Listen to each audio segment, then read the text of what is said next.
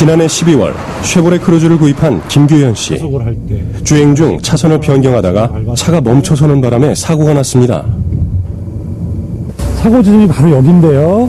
제가 우회전을 위해서 차선 변경을 하고 다시 가속을 하는데 가속은 되지 않고 차는 제자리에서 머물러서 주행 중인 차량과 접촉한 사고입니다.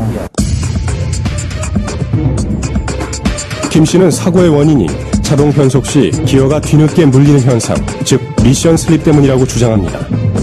운전 실수가 아닌 차량의 결함 때문이라는 것. 지금 제가 라스트 이 차량을 산 것도 제 실수였고 시행착오였고 그렇게 생각을 하고 있고요. 다시 산다면 절대 사지 않을 생각입니다. 김 씨와 함께 정비사업소를 찾아갔습니다. 운행 중 발생하는 미션 슬립 증상의 불편함을 말하며 차량 운행에 문제가 없는 것인지 물었습니다. 이거는 슬립 현상은 정상입니다. 그래요? 예, 가동 나가는 거라든지 지금 다 정상이에요. 거의 똑같은 현상이라고 보시면 되겠습니다. 주행 테스트가 끝나고 2명의 정비사들이 차량을 점검했지만 별다른 이상 증상은 발견하지 못했고 김 씨가 말한 현상에 대해서는 정상이라고만 말할 뿐입니다. 소비자로서는 이런 미션 슬립 증상이 있는데 이것을 정상으로 받아들이고 이 차를 계속 이용하기에는 너무 답답하고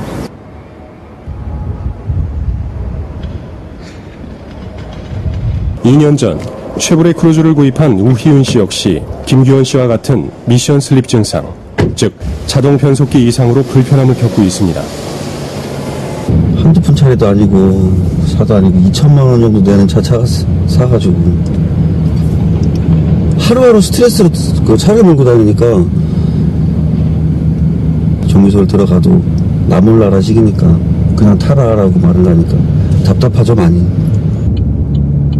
우 씨의 차량에서 어떤 현상이 일어나는지 카메라를 장착해 좀 더 자세히 관찰해봤습니다. 지금 같은 경우 과속 방지턱을 넘기 위해 속도를 낮춥니다. RPM은 지금 2,500 가까이 올라가고 방지턱을 넘고 다시 속도를 내기 위해 엑셀을 밟습니다. 지금 하지만 엔진의 분당 회전수를 나타내는 RPM만 2,700까지 올라가고 속도는 제대로 나지 않습니다. 엔진이 2주간 공회전한 것입니다. RPM이 쭉 올라가다가 이쯤에선 변속이 돼야 되는데 변속이 안 되고 RPM이 계속 올라가고 있는 거예요. 그러다가 엑셀을 딱 띄거나 아니면 몰라 그리고 밟고 있으면 RPM이 뚝 떨어지면서 변속이 이루어져요. 수차례 정비소를 찾았지만 문제는 해결되지 않았습니다. 그런데 이번에 찾아간 정비소에서 뜻밖의 이야기를 내놓습니다. 예, 보전 그거 확인하면 문제가 뭔 거예요? 본사에서 정확히 답을 못 내려주고 있어요, 지금. 저희들도 어떻게 할 수가 없으니까 본사에서 그 지시가 내려야 되는데. 근데 나머지 차량들은 찾기 힘들다는 거예요. 지금 저희들 물어보면은 지금 말을 못 해줘요, 저쪽에 기술부에서. 연구팀에서도 말을 못 해줘요. 그러니까 저희들도 어떻게 그쪽에서도 어디 진단을 못 잡으니까. 원인을 몰라 차를 고칠 수 없다는 정비소 직원의 답변. 그렇다면 이 현상에 대해 한국 GM 본사는 어떤 입장을 가지고 있을까? 지금 그 저속에서의 어떤 그 변속 시 가속 페달 밟았을 때 굼뜨는 현상 그 자체, 그것은 그 현상 자체는 불만을 가진 고객들이 일부 있지만 저희 기술진 입장은 그 현상은 정상입니다. 하지만 제작진이 취재한 자료를 바탕으로 계속 질문을 하자 답변이 달라집니다. 통상적으로 트랜스미션의 그 변속은 한 7초, 0.7초, 0.8초 정도 범위 이내에서 이루어지는 게 정상입니다. 근데 실제로 정말 2초가 나왔다면 그건 뭐라고 해석할 수 있습니까? 그런 현상이 있다 그러면 좀 심각한 문제라고 봐야 되겠죠. 구체적으로 왜 심각하죠? 아무래도 운전자가 자동 변속기 차량에서 기대하는 어떤 그런 그 시간을 넘어서는 그런 범위라 생각을 합니다. 2008년 11월 라세티 프리미어라는 이름으로 국내에서 처음 출시된 쉐보레 크루즈는 출시 당시 동급 차량 최초로 6단 자동 변속기를 장착해 화제가 됐습니다. 연비가 좋다는 큰 장점이 있고요. 또 한 가지는 운행할 때 어떤 특성 자체가 굉장히 매끄럽게 운행을 할 수 있다는 특성이 있습니다. 다시 말하면 엔진의 힘과 변속기의 힘, 또 밖에 전달되는 이 시스템이 궁합이 잘 맞아야 된다고 얘기를 하고 있거든요. 이런 특성과 잘 맞게 되면 운행을 할 때 좀 더 이 안정감 있게 운전을 할 수도 있고요. 그렇다면 운전자들이 겪는 문제는 왜 발생하는 것일까? 박병일 자동차 명장에게 김규현 씨와 우희은 씨의 차량 점검을 의뢰했습니다.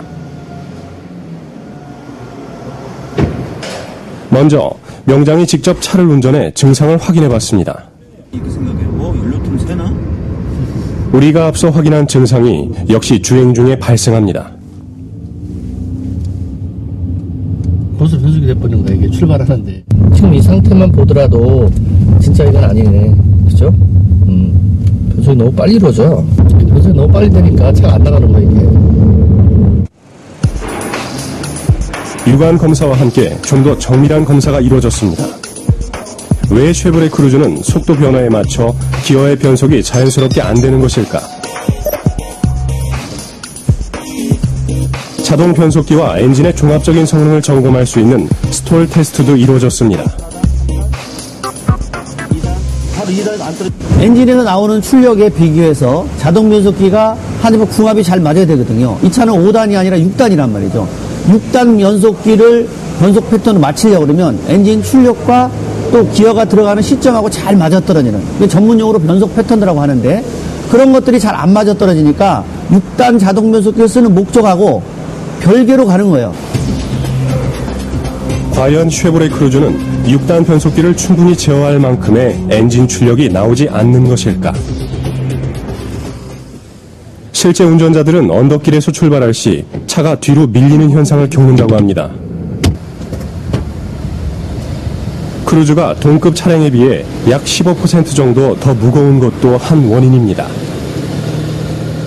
차가 뒤로 밀렸다가 앞으로 나가는 게 몸소 느끼기에 좀 정도가 심한 것 같고, 엔진 출력이 적은 건지 차가 무거운 건지 다른 차에 비해서 정말 그 정도가 너무 차이가 많이 나요. 주행 중에도 엔진 출력이 부족함을 느낄 수 있다고 합니다. 앞에 차가 만약에 밀려 있다고 치면은 정지했다가 가야 되니까 그럴 때도 힘이 다른 차에 비해서는 많이 딸리는 것 같습니다. 원래 이 자동차 엔진 힘에 비하면 5단 자동 변속기를 쓰는 것이 맞습니다. 이 차는 변속을 6단으로 만들다 보니까 변속이 다른 차에 비해서 빨리 이루어지는 거예요. 그러다 보니까 운전자는 운전할 때 슬립이 일어나는 것 같아. 차가 안 나가. 언덕만 가면 차가 힘이 없어. 이런 현상이 만들어지는 겁니다. 차량 무게와 엔진 출력이 맞지 않아 문제가 생기는 상황. 엔진 출력을 높여주는 토크 컨버터의 성능을 개선해야 한다고 합니다. 힘이 부족하게 되면 변속기가 충격이 발생할 수 있고 언덕에서 차가 밀리는 현상이 발생할 수 있어요. 이 고단 변속기를 채용을 함으로 인해서 RPM이 치솟는다는 것 자체는 일종의 연료 낭비가 될 수 있는 부분도 상당히 크고, 또 운전하는 사람 입장에서 굉장히 불안감을 증폭시킬 수 있는 요소가 상당히 큽니다. 어떻게 보면 궁합이 안 맞다고 볼 수가 있기 때문에 이런 부분들은 분명히 개선을 해서 이 고연비나 또는 운전 특성을 유지하게끔 만들어주는 것도 메이커의 숙제이기 때문에 분명히 개선의 여지는 있다고 말씀드릴 수가 있고요. 쉐보레 크루즈의 문제를 해결하기 위한 온라인 카페가 지난 3월에 만들어졌고 2달 만에 회원수가 1000명을 넘어섰습니다. 회원들은 지속적으로 문제를 제기하면서 회사 측에 적극적인 해결을 요구하고 있습니다. 저희가 크게 요구한 건 3가지입니다. 첫 번째가 일단 토크 컨버터 문제이고요. 토크 컨버터에서의 손실이 너무 크다는 문제점이 있기 때문에 반드시 교체가 돼야 된다고 생각하고요. 그다음 TCM, ECM도 지금 현재 최적화된 상태가 아닙니다. 또 한 가지 그 2차 모임 때서 나온 이야기 중에 하나가 그 미션 오일이 너무 빨리 변질된다는 거죠. 자동차 결함에 대한 국내 소비자들의 불만에 미온적으로 대처하던 국내 자동차 회사들의 태도가 해외에서는 전혀 다릅니다. 안전에 조금이라도 관련된 결함이 발생하면 즉각적인 조치를 취합니다. 지난해 미국에서 현대 기아 자동차는 모두 3건의 리콜을 실시했습니다. 그중 한 건은 소비자 불만 3건이 접수되자마자 바로 원인 규명에 나섰고 수십억 원의 비용이 드는 리콜을 결정했습니다. 최근 GM은 북미 지역에서 판매된 쉐보레 크루즈 17만여 대에 대해 리콜을 실시했습니다. 국내 자동차 회사들의 결함에 대한 대처. 국내와 해외가 다른 이유는 무엇일까? 예를 들어 그 북미 지역이다, 한국이다 이랬을 때 이제 그 감독하는 기관의 차이라고 저는 보거든요. 감독하는 기관이 예를 들었고 어떤 벌칙을 준다든가 그런 부분이 엄격하게 적용이 된다 그러면은 아무리 강한 회사를 해도 거기에 따라야 되는 거고, 그러면은 우리나라에서 그러면은 그런 벌칙이라든지 좀 유연하다 그러면은 그 유연하게 대처하는 부분이겠죠. 외국 같은 경우에는 이 소비자 시민단체가 상당히 활성화되어 있는 부분이 많아서 소비자 단체 또 문화적인 부분이 메꿔주면서 해주고 있는 부분인데, 국내에서 이런 것도 굉장히 취약합니다. 자동차 메이커에서도 소비자를 배려하는 마음이 앞으로는 좀 더 많아야 된다고 생각하고 있고, 정부라든지 또는 관련 시민단체 좀 더 내가 소비자라는 생각을 가지고 적극적으로 하지 않는다면 이런 문제는 항상 남아있을 수 있는 소비자의 피해자로 남을 수밖에 없고, 또 전륜발이 형태가 될 수밖에 없거든요.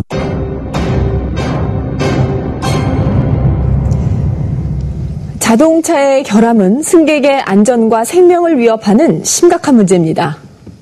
소비자들이 계속 문제를 제기함에도 나 몰라라 하는 식으로 대응하는 자동차 회사들.